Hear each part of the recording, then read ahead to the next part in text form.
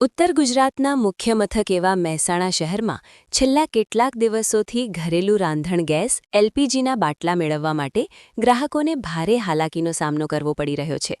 ગેસના બાટલાની અછત સર્જાઈ હોવાના વિવાદ અને સોશિયલ મીડિયા પર વહેતી થયેલી વાતોને પગલે લોકોમાં ફાળ પડી છે, જેના પરિણામે ગેસ એજન્સીઓ પર બાટલા મેળવવા અને એડવાન્સ બુકિંગ કરાવવા માટે લોકોની લાંબી લાઈનો જોવા મળી રહી છે.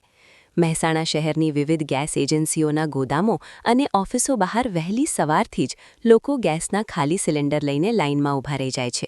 ગૃહિણીઓથી લઈને નોકરિયાત વર્ગ પોતાનું કામકાજ છોડીને કલાકો સુધી તડકામાં લાઇનમાં ઊભા રહેવા મજબૂર બન્યા છે. અછતની આશંકાને કારણે જેમનો ગેસ હજુ પૂરો નથી થયો તેવા ગ્રાહકોએ પણ અગાઉથી જ બુકિંગ કરાવવાનું શરૂ કરી દીધું છે. સામાન્ય દિવસો કરતાં ગેસ બુકિંગના આંકડામાં નોંધપાત્ર ઉછાળો જોવા મળ્યો છે. આ સ્થિતિને પહોંચી વળવા એજન્સીઓ પણ મથામણ કરી રહી છે, પરંતુ ડિમાન્ડ અને સપ્લાય વચ્ચેનું અંતર વધતા વિવાદ વધુ વકર્યો છે.